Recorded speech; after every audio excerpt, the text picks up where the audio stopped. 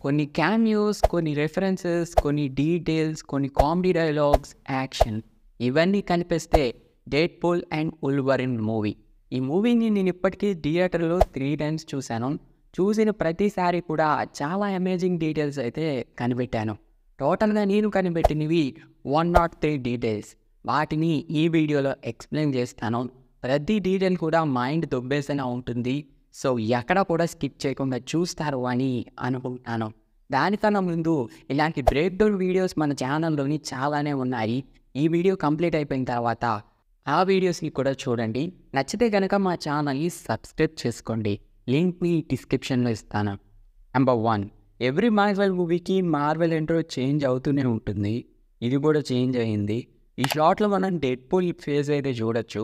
ఈ సీన్ అనేది Deadpool 1 movie క్లైమాక్స్లో జరిగే సీన్. మళ్ళీ ఇక్కడ కూడా చేంజ్ చేయడం చూడొచ్చు.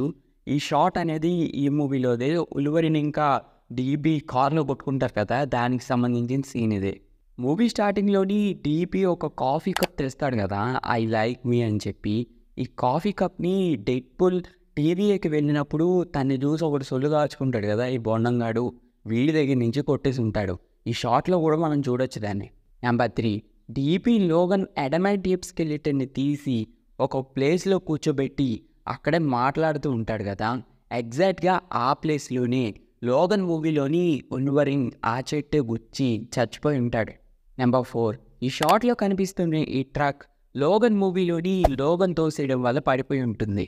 తోపు డీటెయిల్ ఇది, ఎక్కడా కూడా మిస్ కాలేదు. నెంబర్ 5, డీపీ హ్యాపీ దగ్గరికి వచ్చినప్పుడు ఈ షాట్లో కనిపిస్తున్న కవర్ పేజ్ని ఐరన్ మ్యాన్ 3లోని చూసుంటాం. Number 6, prototype Captain America shield. ఈ షీల్డ్ని ఐరన్ మ్యాన్ 1లోని ఐరన్ మ్యాన్ 2లో కూడా చూసుంటాం.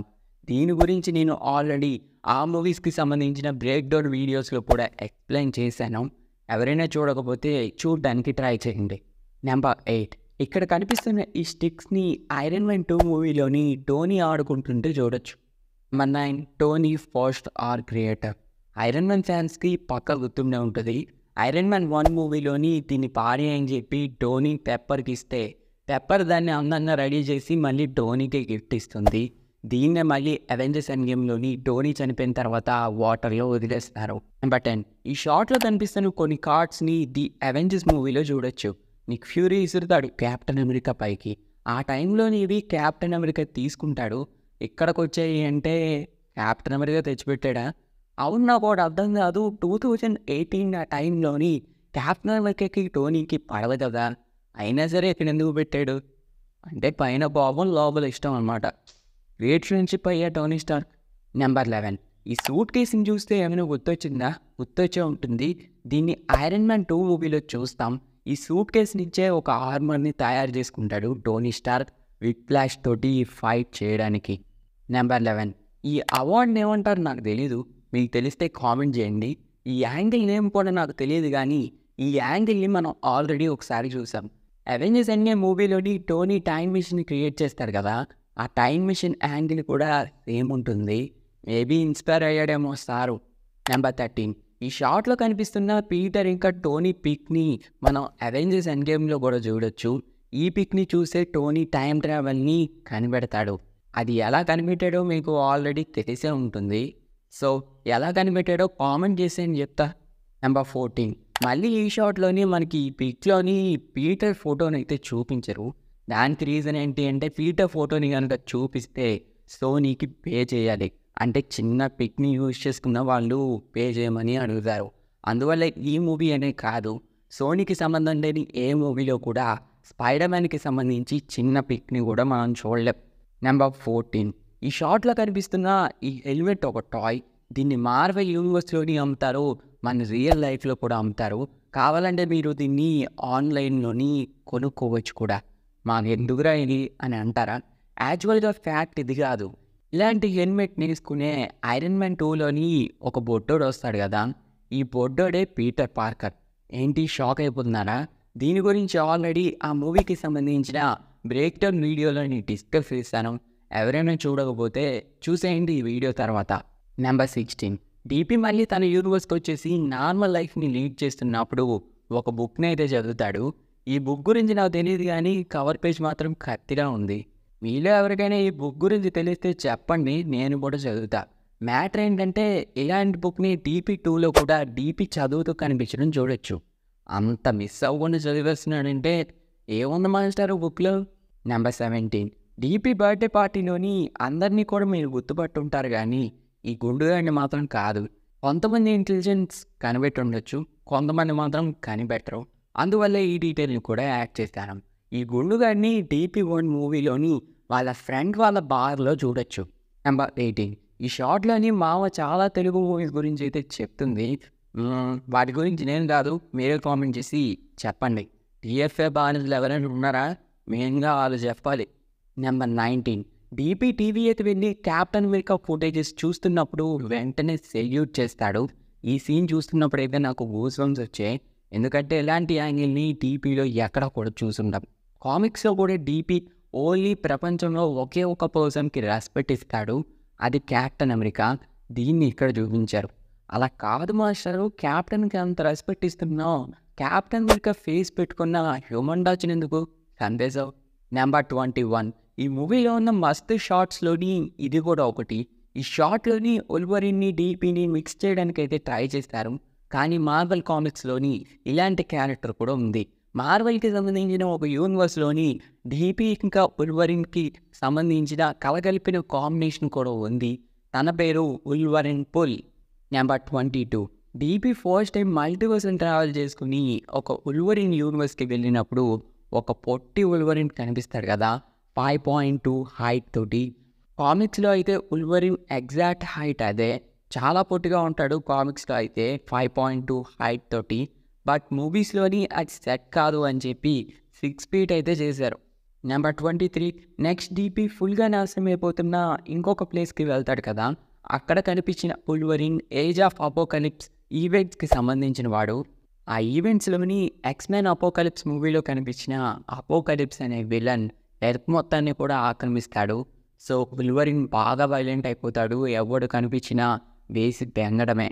నెంబర్ 24, మీరు కరెక్ట్గా చూసినట్టయితే తనకి ఒక హ్యాండ్ కట్ అయి ఉంటుంది, ఆల్సో సీల్ చేసి ఉంటుంది. ఈ సీల్ చేసిన దాని నుంచి క్లాస్ రాలేదు, కానీ కామిక్స్లో అయితే ఈ సీల్ చేసిన దాని నుంచి కూడా ఉల్వరిన్కి క్లాస్ అయితే వచ్చేవి. నెంబర్ 25, DP నెక్స్ట్ వెళ్ళిన యూనివర్స్లో కనిపించిన ఉల్వరిన్కి చాలా పేర్లు ఉన్నాయి. Gangster ఉల్వరిన్, gambit ఉల్వరిన్. ఆ స్టోరీలోని ఉల్వరిన్ ఎక్స్మెన్ నుంచి వచ్చేసి ఒక గ్యాంగ్స్టర్ అవుతాడు. అలా తనకంటూ ఒక సామ్రాజ్యాన్ని ఏర్పరచుకుంటాడు. తిరిగి కూడా కొంచెం వైలెంట్ క్యారెక్టరే, కనిపిస్తే ఏజ్ మెంగడమే, తనకి ఒక కన్ను అయితే ఉండదు. నెంబర్ 26, DP నెక్స్ట్ వెళ్ళిన యూనివర్స్లో కనిపించిన ఉల్వరిన్ ఓల్డ్ మ్యాన్ లోగన్ ఈవెంట్స్కి సంబంధించిన వాడు. తన స్టోరీలోని తన ప్రపంచమంతా కూడా నాశనం అయిపోతుంది, కొంతమంది మాత్రమే బతుకుతారు. అందులోని లోగన్కి హీలింగ్ ఫ్యాక్టర్ ఉండడం వల్ల లోగన్కి ఏమీ కాదు, కానీ తన హీలింగ్ ఫ్యాక్టర్ కొద్ది కొద్దిగా తగ్గుతూ తను చాలా ఓల్డ్ అయిపోతాడు. నెంబర్ 27, DP నెక్స్ట్ వెళ్ళిన యూనివర్స్ చాలా దారుణంగా ఉంది. ఏం దూల పని చేశాడు ఏంటో, ఉల్వరిన్ని జీసస్కి సిలువను కట్టేసినట్టు ఎక్స్మెన్ సింబల్కి తన్ని వేలాడదీశారు. అలాగే ఈ షాట్ని ఎక్స్మెన్ ఇష్యూ 251 నుంచి అయితే తీసుకున్నారు. నెంబర్ 28, మేబీ ఎవరికైనా తెలియదేమో అని చెప్తున్నా, DP నెక్స్ట్ వెళ్ళిన ఉల్వరిన్ హల్క్ విఎస్ ఉల్వరిన్ అనే ఈవెంట్స్కి సంబంధించిన ఉల్వరిన్ దగ్గరికి. అలాగే ఉల్వరిన్ యాక్యురేట్ కాస్ట్యూమ్ అంటే ఇదే, మన మెయిన్ ఉల్వరిన్ వేసుకుంది కాదు, దాంట్లో చాలా చేంజెస్ అయితే ఉన్నాయి. నెంబర్ 29, ఉల్వరిన్ క్లాస్ తీసినప్పుడు ఆ క్లాస్ నుంచి హల్క్ ఫేస్ని అయితే చూడొచ్చు. అలాగే ఇది ఉల్వరిన్ విఎస్ హల్క్ కామిక్ బుక్కి సంబంధించిన కవర్ పేజ్. నెంబర్ 30, ఈ హల్క్ ఎవరు అని చెప్పి నాకు కూడా ఒక డౌట్ అయితే ఉంది. తిను కన్ఫామ్గా తినే అని చెప్పి చెప్పడం కొంచెం కష్టమే, కానీ ఈ హల్క్ని చూస్తుంటే 2003లో వచ్చిన హల్క్ మూవీలో హల్క్ ఏమో అని నాకైతే అనిపిస్తుంది.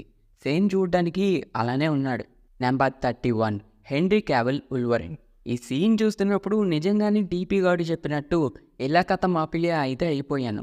ఇంతకీ ఇతను ఎవరో తెలుసు కదా, అదేనండి మన DCలోని సూపర్ మ్యాన్గా చేసిన యాక్టర్. కామిక్స్లో అయితే ఇంత హైట్ తోటి బీస్ట్ లాగా ఎక్కడా కూడా ఉల్వరిన్ అయితే లేడు, తన కోసమే క్రియేట్ చేశారు ఈ క్యారెక్టర్ని. నెంబర్ 32, హెన్రీ క్యావిల్ గారు తన క్లాస్ని తీస్తున్నప్పుడు ఒక స్టైల్లో తీస్తారు కదా, ఈ స్టైల్ అనేది అతని ఐకానిక్ మూవ్మెంట్. ఇలాంటి స్టైల్ని మనం మిషన్ ఇంపాసిబుల్ మూవీలో కూడా చూడొచ్చు. నెంబర్ 33 టీపీ ఇంకా ఉల్వరిన్ బయటకు వచ్చేసినప్పుడు ఇక్కడ ఒకటి పట్టం అయితే చూపిస్తున్నారు కదా, ఇలా పట్టాన్ని మనకి లోకి సిరీస్లో కూడా చూపించారు.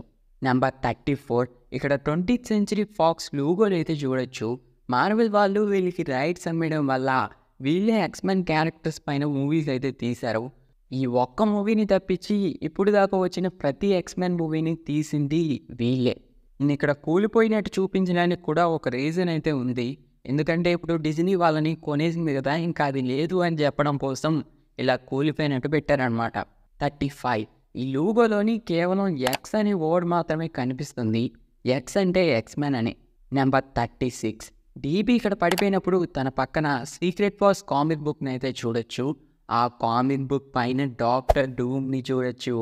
ఈ డీటెయిల్ని ఇదివరకే చాలామంది కనిపెట్టి ఉంటారు, కానీ ఇప్పుడు కనిపెడితేనే అసలైన కిక్కు.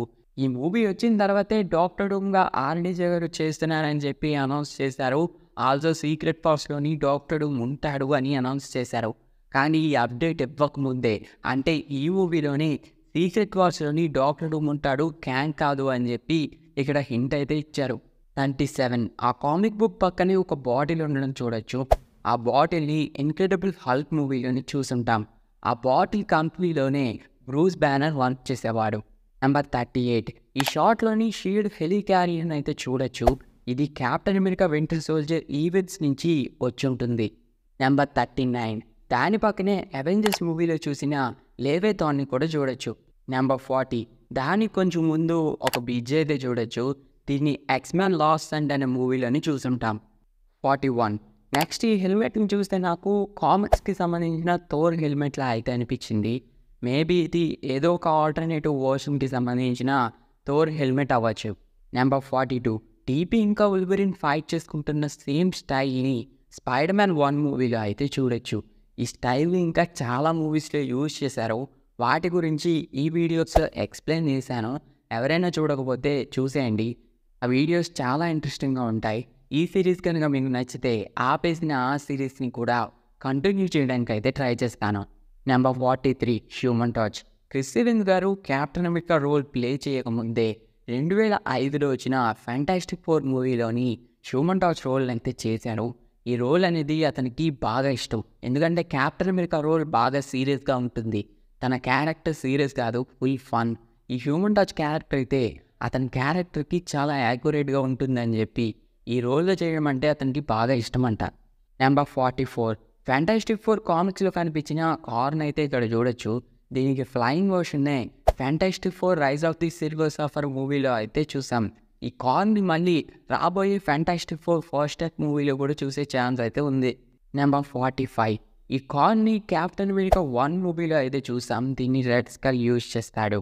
నెంబర్ 46 ఈ కార్బైడ్ డిజైన్ అనేది టోనీ స్టార్క్ కార్బైడ్ డిజైన్కి సిమిలర్గా ఉంది. మీకు ఇక్కడ కొంచెం అర్థం కాకపోవచ్చు. 2 క్యారెక్టర్స్ని కలిపి ఒక క్యారెక్టర్గా మార్వెల్ ఎలా అయితే క్రియేట్ చేస్తుందో ఈ 2 కార్డ్స్ని కలిపి ఒక కార్న్ అయితే క్రియేట్ చేసింది అన్నమాట. ఇలా కూడా చేయొచ్చని మీ వల్ల తెలిసింది మాస్టారు. నెంబర్ 47 ఈ కార్ పైన ఒక లోగో ఉంది. జూమ్ చేసి చూస్తే అది ఐరన్ మ్యాన్ది. వాడి అమ్మ అంటే రెడ్ స్కల్ పొజిషన్లో ఉన్న టోనీ స్టార్క్కి సంబంధించిన కార్ అన్నమాట ఇది. నెంబర్ 48 ఈ ట్రక్ మూన్ నైట్ సిరీస్లోది. నాకు తెలిసి ఎపిసోడ్ 1 అనుకుంటా. మార్క్ దీన్ని యూజ్ చేసుకునే పారిపోవడానికి ట్రై చేస్తాడు. నెంబర్ 49 ఇక్కడ బైక్స్ని యూజ్ చేసుకుని రథంగా నడపడం అనేది నేను మ్యాడ్ మ్యాక్స్ ఫ్యూరియస్ మూవీలోని చూశాను. కాకపోతే ఈ మూవీ రాకముందే డెడ్పూల్ 3 మూవీ షూటింగ్ అయిపోయింది. ఎలా తీశారంటారు? మేబీ కోయిన్సిడెన్సా లేక ప్రీవియస్ మూవీస్ ఏమైనా ఉందా? కామెంట్ చేసి చెప్పండి. నెంబర్ 50 ఈ రథంలో ఉండే ఈ బైక్ని క్యాప్టెన్ అమెరికా 1 మూవీలో చూసాం. ఈ బైక్స్ అన్నీ కూడా ప్రీవియస్ మార్వెల్ మూవీస్లో ఉన్నవే. గైస్ ఇప్పటికీ మనం చాలా డీటెయిల్స్ గురించి డిస్కస్ చేస్తాం. ఇప్పటికీ వీడియో చాలా పెద్ద అయిపోయింది కాబట్టి ఇక్కడితోటి ఈ వీడియోని ముగిస్తున్నాను. మిగతా డీటెయిల్స్ అన్నిటినీ కూడా పార్ట్ 2లోని డిస్కస్ చేస్తాను. ఇప్పటికే వీడియో అనేది 14 నిమిషాలు దాటిపోయింది. మిగిలిన 50 డీటెయిల్స్ కూడా ఈ వీడియోలోనే చెప్తే ఆల్మోస్ట్ 30 నిమిషాలు దాటిపోవచ్చు. అన్ని నిమిషాలు మీరు వీడియో చూస్తారు అని నాకైతే నమ్మకం లేదు. అందువల్లే పార్ట్ 1 పార్ట్ 2గా అయితే అప్లోడ్ చేద్దామని అనుకుంటున్నాను. సారీ గైస్, డిసప్పాయింట్ కాకండి. ఈ వీడియో అప్లోడ్ అయిన 1 డేలోనే నెక్స్ట్ వీడియోని కూడా నేను అప్లోడ్ చేస్తాను. It's my promise. ఓకేనా? దానికోసం ప్లీజ్ ఈ వీడియోని లైక్ చేయండి, షేర్ చేయండి. మా ఛానల్ని ఇంకా సబ్స్క్రైబ్ చేయకపోతే కనుక ప్లీజ్ మన ఛానల్ని సబ్స్క్రైబ్ చేసుకోండి తప్పకుండా. అలాగే డెడ్పూల్ 3 మూవీని చూసిన మీ ఫ్రెండ్స్ అండ్ ఫ్యామిలీ మెంబర్స్కి ఈ వీడియోని తప్పకుండా షేర్ చేయండి.